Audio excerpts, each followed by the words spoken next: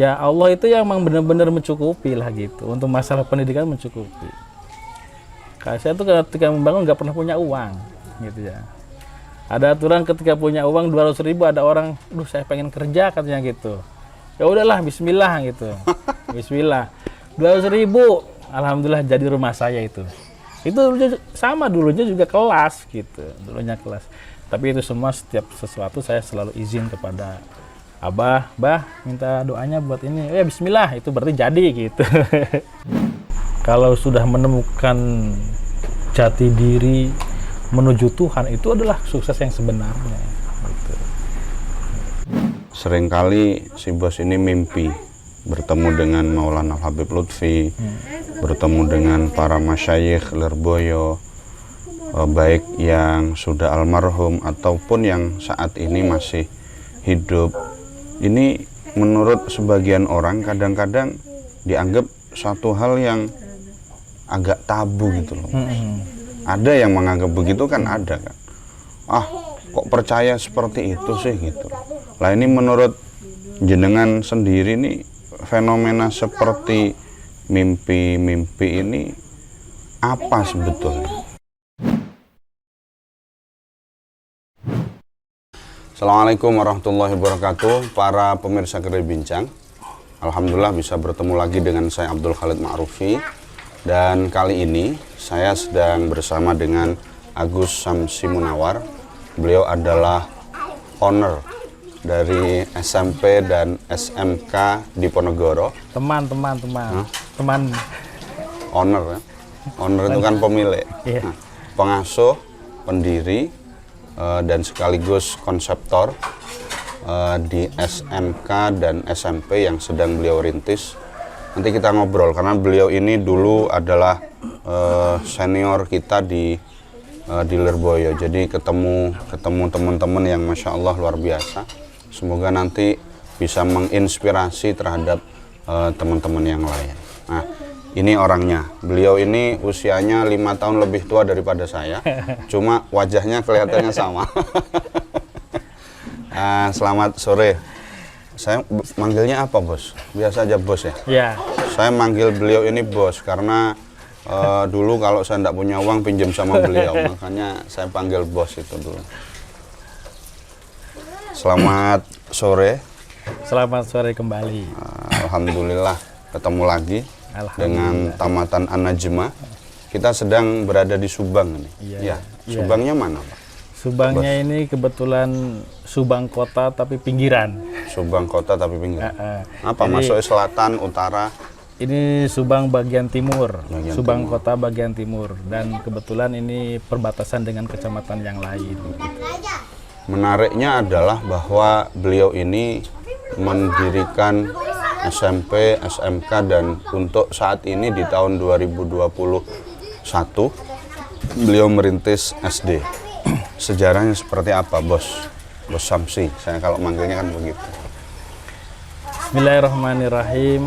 Alhamdulillahirrabbilalamin. Wassalatu wassalamu ala syarafil anbiya wal mursalin wa ala alihi wa sahbihi ajma'in, amma ba'd.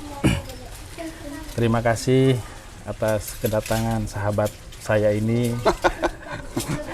yang baru kali ini kemungkinan teman-teman dari An-Najma bisa silaturahim ke sini. Dan kebetulan ini Kiai Ma'rufi ini teman satu kobong dulu di Lirboyo di DS. Ya, satu kotaan. Kamarnya paling bagus kayaknya. Kamarnya paling bagus. Ya alhamdulillah kita bisa bertemu, bisa silaturahim. Untuk masalah sejarah ini, ya. SMK di Ponorogo, SMP, SMK. Awalnya ini adalah merupakan cita-cita orang tua. Dulu ketika saya masih kecil, sempat diajak sama orang tua itu, Gus nanti kalau sudah besar kurang buat sekolahnya gitu. Dan ketika itu saya nggak tahu ini bagaimana buat sekolah kan gitu. Dan itu memang sudah tidak terpikirkan gitu. Lambat laun ya biidznillah juga, dan juga atas restu daripada guru-guru kita, guru-guru dari Lirboyo, dan juga atas restu dari Maulana Habib Muhammad Lutfi. Beliau merestui, dan yang memberi nama ini juga beliau. Jadi nama sekolah ini adalah Diponegoro gitu. Dan juga sempat dari kalangan teman-teman atau instansi yang ada di Subang, kok Diponegoro kok ada di Jawa Barat ini kan gitu. Kan seharusnya Pajajaran atau apa kan. Nah, terus saya pulang dari Lirboyo Tahun berapa? tahun 2011. Nah, 2011 pulang dari Lirboyo, saya sempat hinggah dulu di RG ya. Apa itu? Saya sempat khidmah di pondok modern ya. Itu juga termasuk perjalanan ya, perjalanan bisa seperti ini kan gitu. Nah, kebetulan saya di sana ngajar, tidak ikut dalam struktural, tapi saya melihat bagaimana sistemnya, bagaimana manajemennya, kemudian bagaimana cara mendirikan lembaga sekolah, kemudian bagaimana cara perizinannya. Yaitu kemungkinan perjalanan di sana saya punya teman-teman yang memang teman-teman itu berkompeten dalam masalah itu. Kemudian saya setahun di sana, kemudian pindah lagi ke ini pondok saudara saya, sekalian saya merintis sekolah.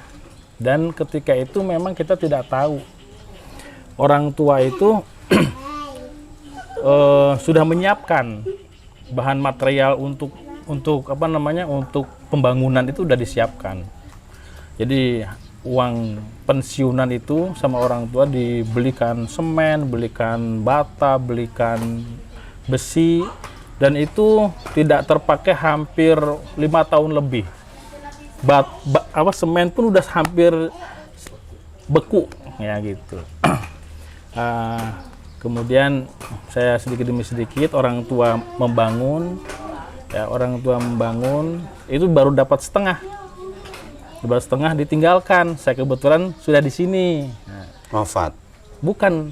Jadi bangunan itu diteruskan, iya, ditinggalkan sama orang tua. Saya di sini. Dan kebetulan saya punya sahabat ketika itu. Akhirnya sahabat itu punya donatur. Nah, akhirnya saya sering setiap 1 bulan sekali ada dikasih uang untuk bangunan ini. Itu sedikit demi sedikit alhamdulillah terwujud. Nah, 1 kelas gitu terwujud. Kemudian ya sampai akhirnya kita alhamdulillah minimal kita bisa membangun 1 lokal lah. Setahun 1 lokal, walaupun itu uang dari mana. Terkadang kita juga kita merasakan ya Allah itu yang memang benar-benar mencukupi lah gitu. Untuk masalah pendidikan mencukupi. Kayak saya tuh ketika membangun nggak pernah punya uang gitu ya. Ada aturan ketika punya uang 200.000, ada orang, saya pengen kerja katanya gitu. Ya udahlah, Bismillah gitu. Bismillah.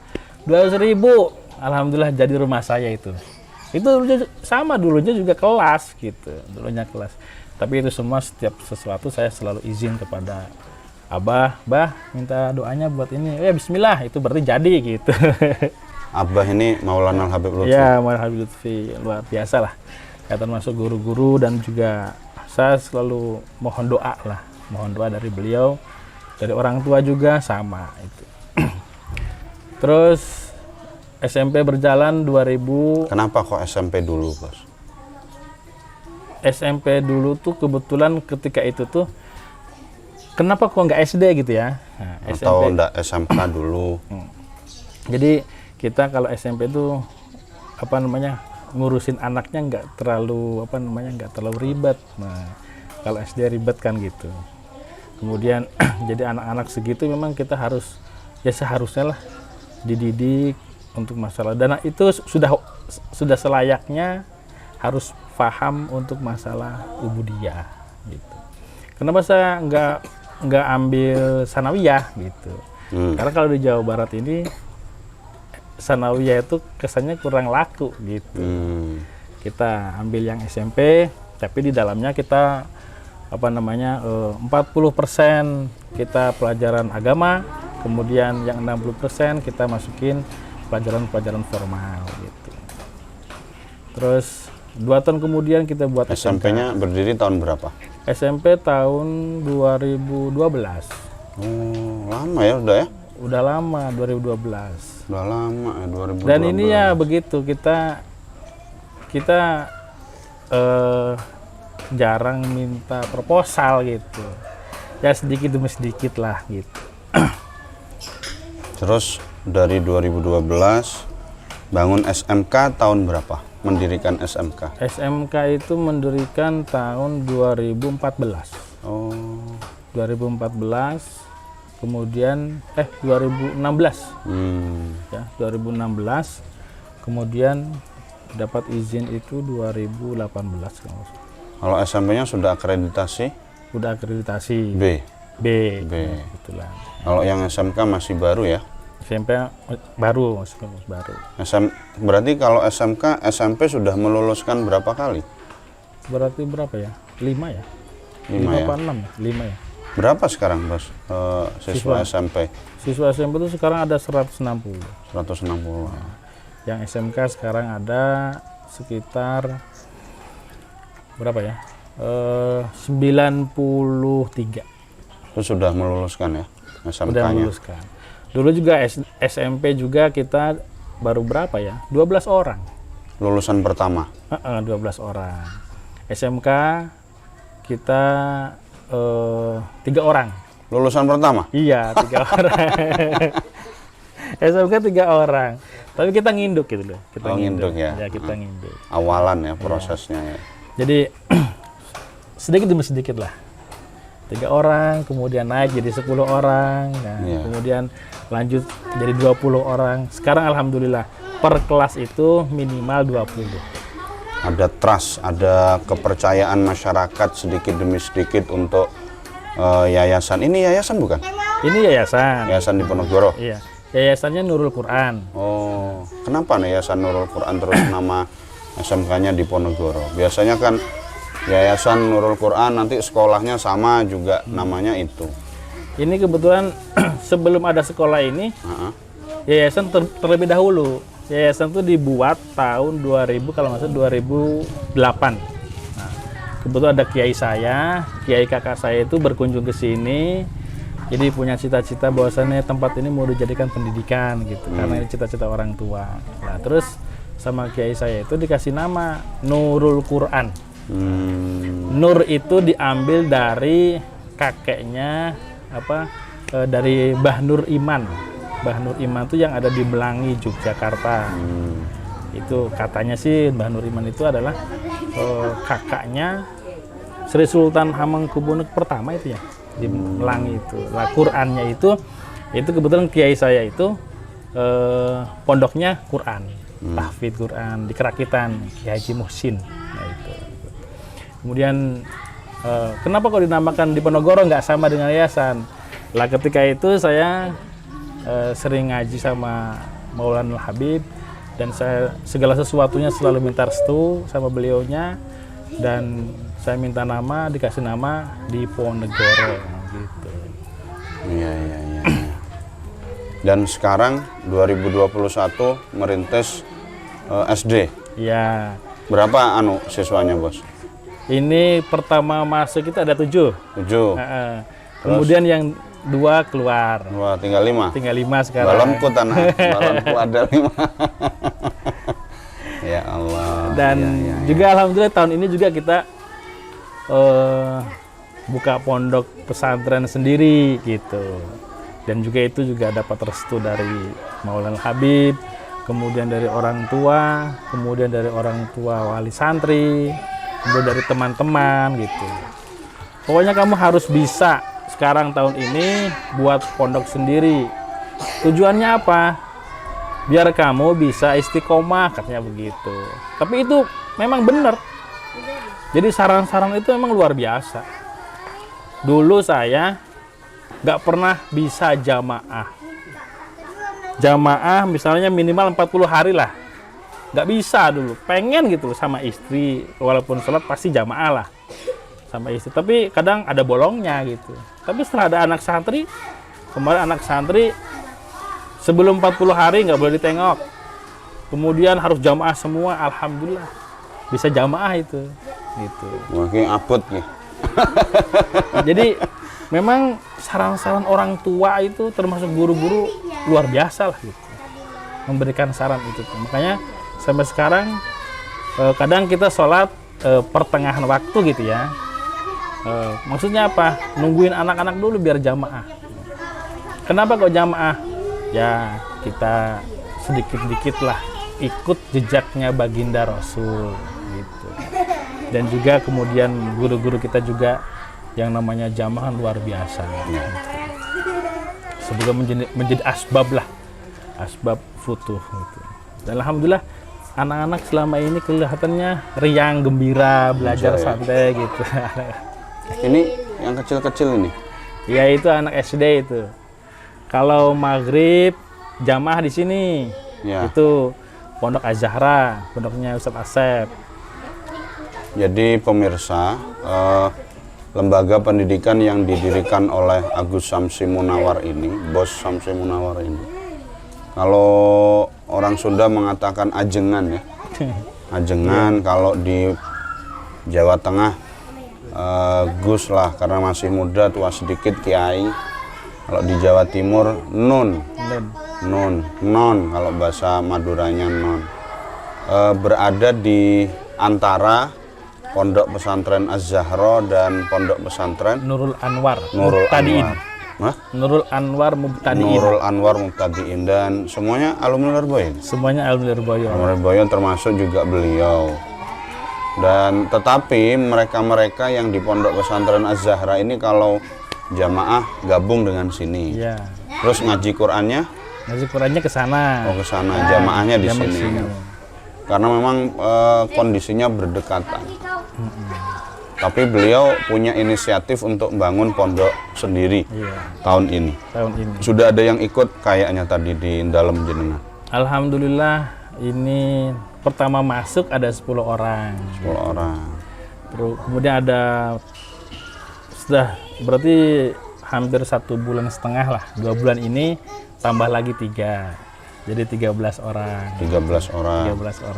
Ini bos, siapa tahu dari video kita ini ada orang luar yang juga ingin tabarruk kepada panjenengan.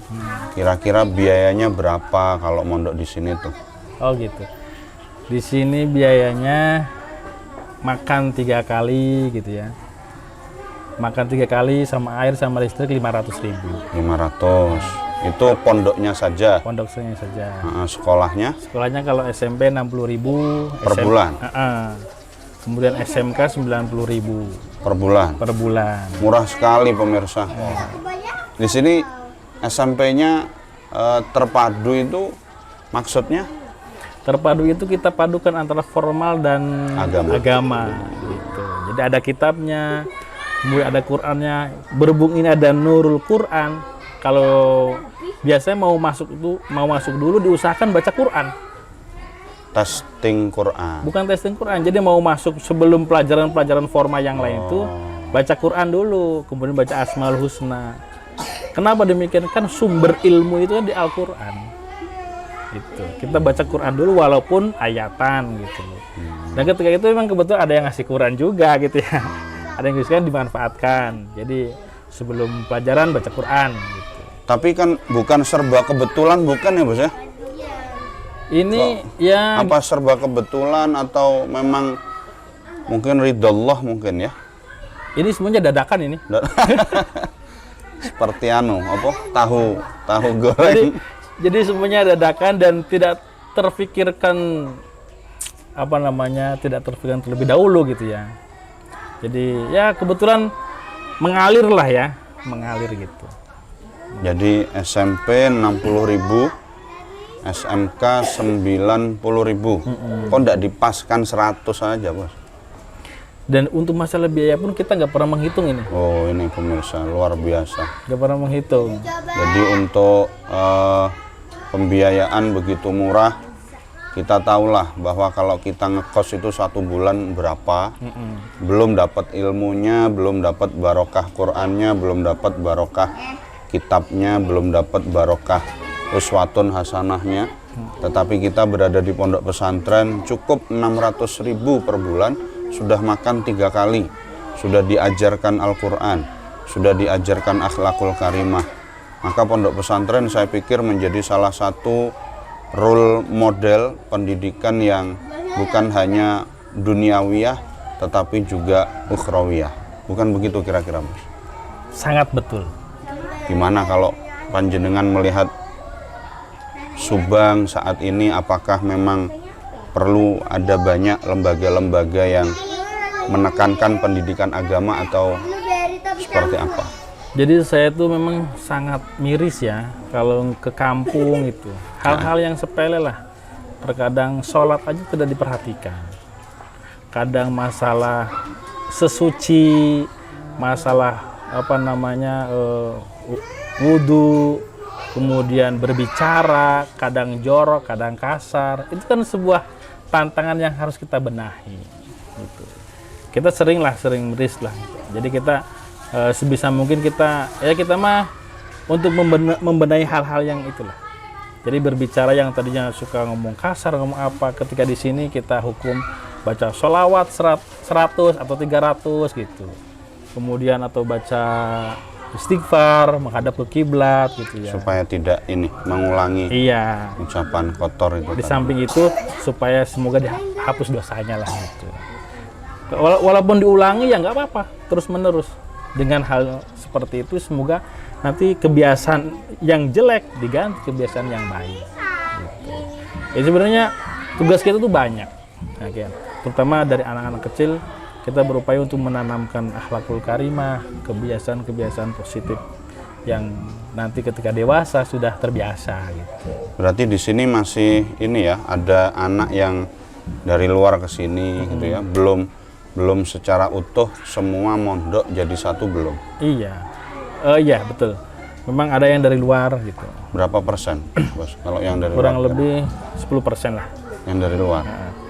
Sebenarnya juga punya cita-cita yang memang saya ingin membuat madrasah khusus di sekolah di sini, kemudian dia pulang. Jadi sebelum pulang itu saya ingin siswa yang di luar itu ikut dulu ngaji di sini 1 jam atau 2 jam, kita gembleng untuk masalah pendidikan agamanya gitu. Memang terkadang saya juga sering menanya kepada anak-anak itu, kamu di rumah sholat enggak? Kadang sholat, kadang enggak. Itu kan tugas kita. Kemudian kita tes gimana niat wudhu, gimana niat niat mandi besar. Kadang tidak tahu. Anak SMP kan sangat miris sekali. Gitu. Itulah saya sebenarnya pengen ada madrasah setelah pulang sekolah khusus yang dari luar itu ada pendidikan agama lagi di samping di samping ada anak santri gitu ya. Ke depan kira-kira cita-citanya seperti apa, harapannya seperti apa, Bos? Harapan ya semoga lembaga ini bisa lebih berkembang, lebih maju, manfaat, kemudian bisa mewarnai terutama lingkungan yang ada di sekitar kita, dengan harapan bisa lebih mengenal terhadap agama itu lebih gitu. Karena selama ini emang dari masyarakat kan kurang begitu diperhatikan masalah agama, kan yang diperhatikan itu kan kebutuhan pribadi seperti nanti bagaimana bekerja dan sebagainya gitu. Lebih kepada realitas duniawinya saja. Dan kita tidak menafikan dunia penting gitu. Iya. Dan agama pun harus diutamakan. Jadi ketika dia bekerja, dia bekerjanya itu untuk ibadah, bukan karena bekerja untuk hanya sekedar euforia dan senang-senang saja, tapi bekerjanya untuk ibadah. hasilnya pun ya untuk ibadah juga gitu. Punya uang ya untuk ibadah gitu. Anu bos, iling-iling untuk teman-teman An-Najmah. Banyak ya, mungkin ada teman-teman yang masih jatuh bangun. Iling-iling lah, saling mengingatkan apa kira-kira yang bisa support lah kepada teman-teman An-Najmah, support. Yang terpenting kita itu apa ya? Kalau segala sesuatu kita ta'alukan kepada Allah Subhanahu wa taala, insya Allah mudah. Soalnya apa? Sering terjadi yang namanya membangun gak punya uang, itu kadang pokoknya saya membangunnya bukan untuk saya.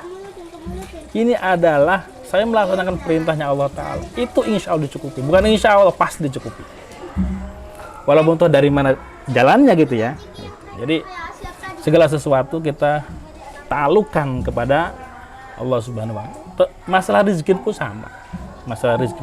Yang penting kita harus mau bergerak, berpikir, bergerak, berdoa, kemudian kita pasrahkan kepada Allah Subhanahu wa Ta'ala. Itu jalan pasti ada. Bukan insya Allah, pasti ada. Pasti ada. Kan sudah menjadi janji Allah Ta'ala. Iya. Berpikir, bergerak, berdoa, jalan keluar pasti. Pasti. Wa may yatawakkal 'ala Allah fa huwa hasbuh wa yarzuqhu min haitsu la yahtasib. Dan juga wa in jahadu fina lanahdiyanahum subulana. Kalau kita bersungguh-sungguh karena fina, karena aku, karena Allah Ta'ala, pasti lanahdiyanahum subulana. Dimanapun jalannya.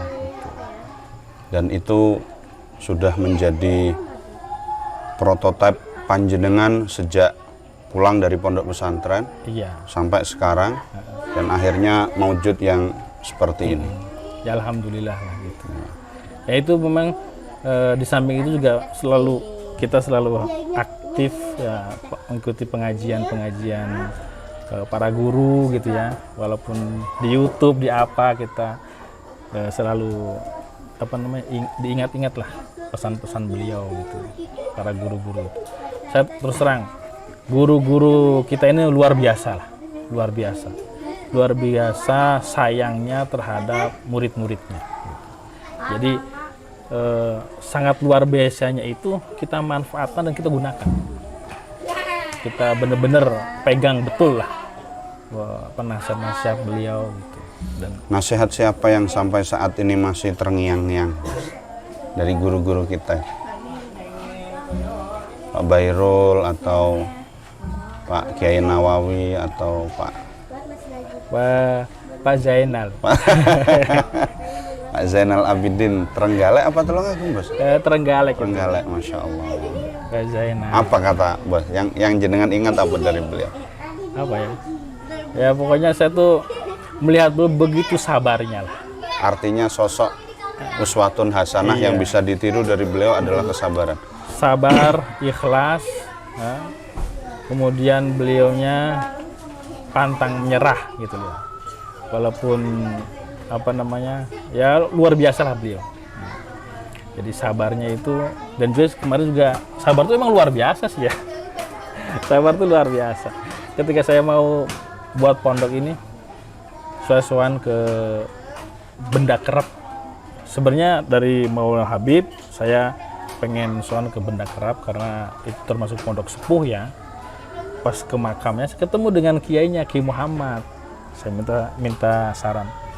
Pak Kiai, saya mau buat pondok, minta sarannya. Oh, yang penting kamu harus sabar ya. Kemudian ikhlas. Kemudian pasrahkan aja urusan itu kepada Allah gitu. Itu luar biasa itu. Masya Allah. Gitu. Dari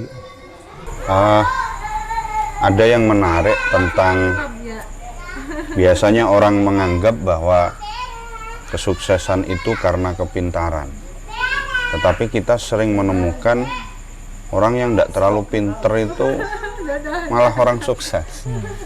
Sebetulnya gimana kalau menurut si bos ini? Sebenarnya kesuksesan itu banyak sih petuah-petuah yang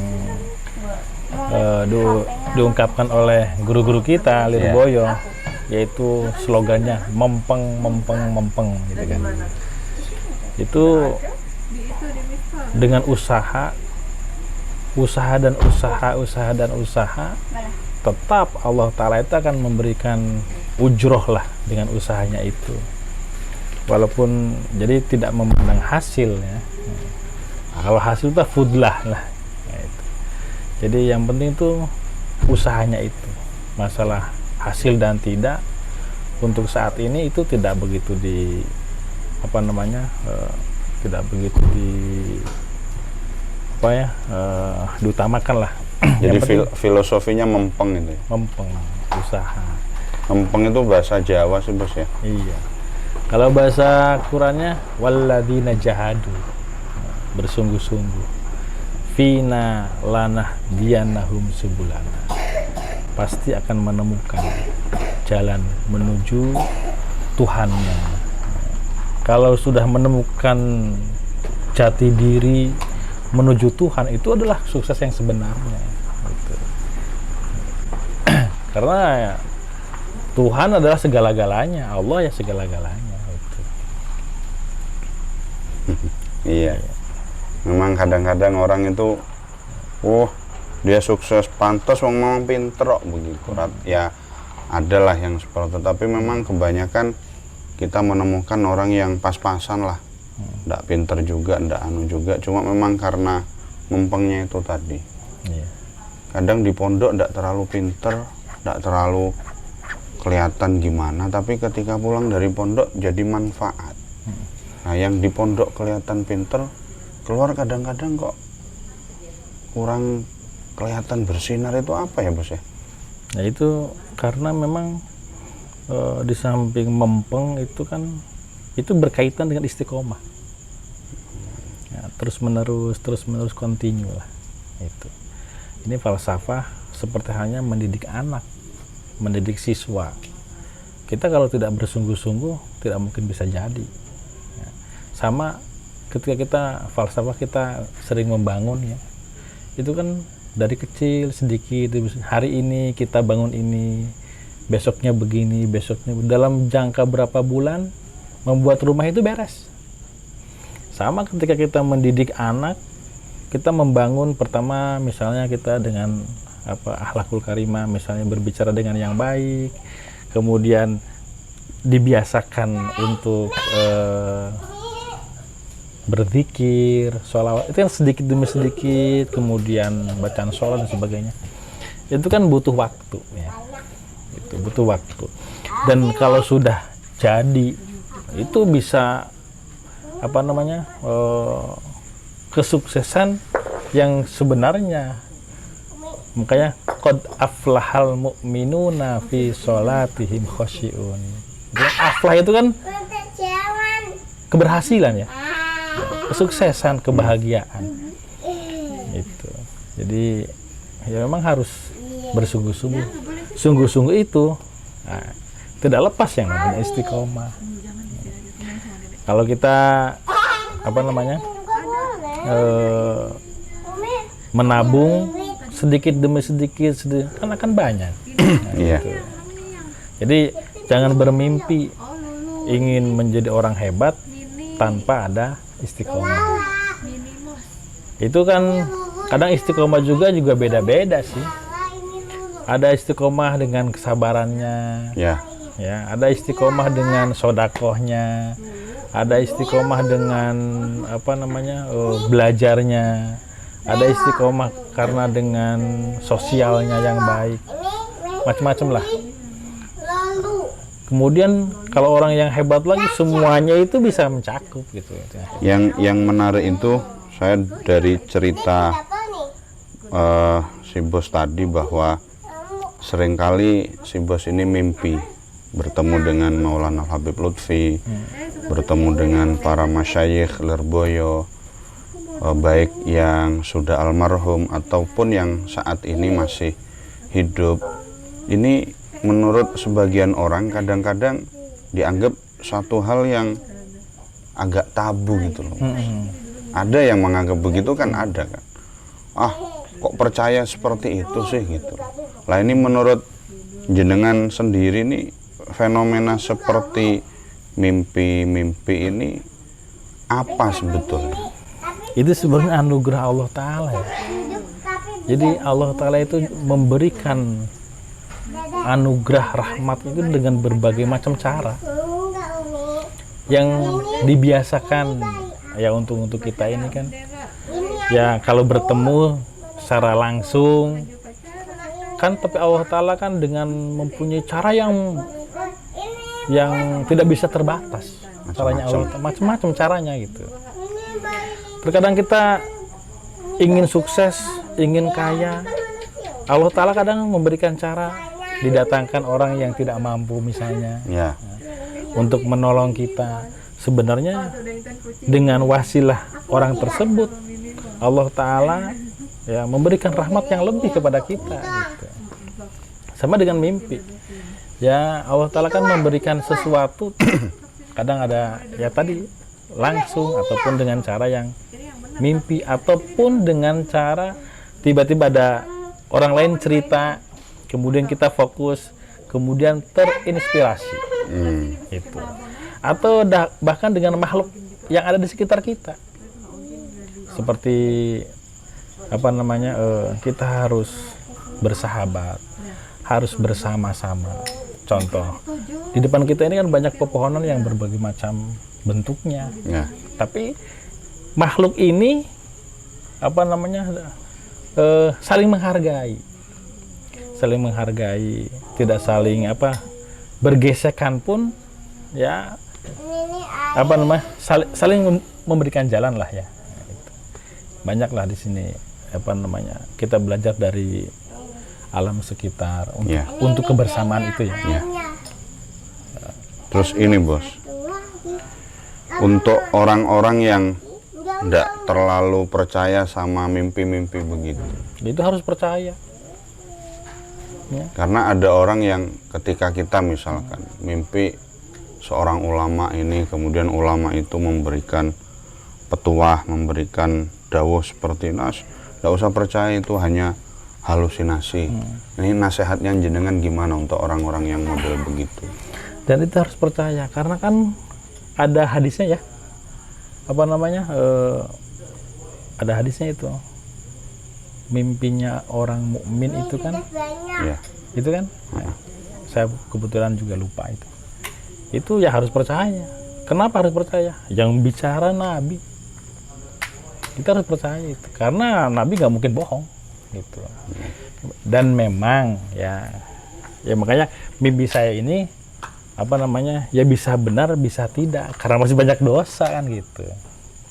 Tapi kita pertimbangkan lah, kadang mimpi itu saya juga kadang ini secara syariat ini salah atau tidak gitu loh. Kita harus sesuaikan dengan syariat yang nyata gitu. Ya. Jangan dijadikan hujah lah gitu. Karena apa? Kita sendiri ini masih banyak dosa gitu. Makanya kita pertimbangkan dengan orang yang memang ahli dalam menafsirkan mimpi. Kalau orang itu mengatakan baik, itu pasti baik gitu. Artinya bahwa ketika kita mimpi, untuk menafsirkan mimpi kita harus cerita kepada orang yang thiqah. Iya. Pada orang yang bisa dipercaya. Gitu. Pada seorang ulama yang sekiranya tidak memberikan kesimpulan yang menyesatkan kepada kita gitu kan. Dan mimpi-mimpi itu boleh ditafsirkan sendiri atau lebih enaknya kita tanyakan kepada ulama? Kalau dulu kalau dulu saya jarang berbicara masalah itu. Biasanya untuk pribadi aja lah. Dan itu biasanya dibicarakan hanya kepada orang-orang tertentu. Ya itu yang dikhawatirkan itu ketika orang itu tidak percaya gitu. Yang menimbulkan tidak percaya kan, saya jadinya kan ikut dosa juga kan gitu. Padahal yang namanya mimpi kadang benar, kadang salah gitu.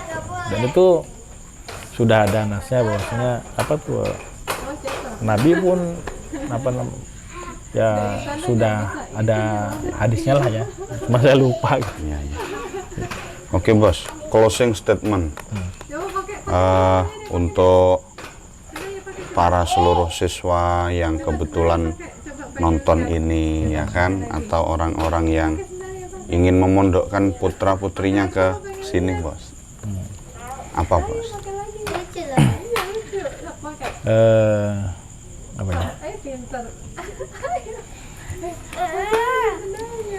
Bahwasannya belajar ilmu agama itu sudah pasti bakal menguntungkan dunia dan akhiratnya. Toh, dan itu syaratnya memang harus bersungguh-sungguh, kemudian benar-benar kita memohon kepada Allah Ta'ala untuk ya bertawakal, memasrahkan diri segala-galanya, dan harus percaya betul bahwasanya belajar ilmu agama itu pasti bakal dijamin oleh Allah Ta'ala. Ya. Karena apa? Tidak mungkin Allah Ta'ala memerintahkan untuk belajar tanpa didasari atau tanpa dengan bekalnya, itu tidak mungkin.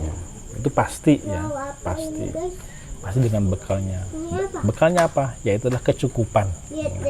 Makanya tanamkan keimanan, ta'aluk kita kepada Allah Subhanahu wa Ta'ala. Berarti kan tanamkan keimanan kita kepada Allah, apalagi kepada baginda Nabi. Jadi jangan ragu lagi. Ya. Gitu. Baik pemirsa Kedai Bincang, sudah berapa menit kita ngobrol.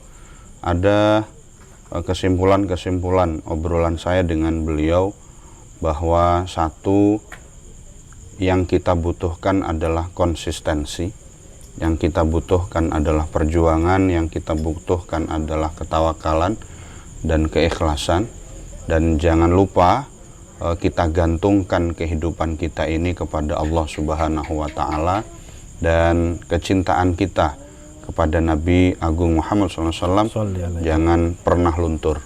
Itu yang bisa saya rekam dan saya garis bawahi dari obrolan saya dengan pengasuh daripada SMP dan SMK sekaligus SD di Ponorogo, Subang.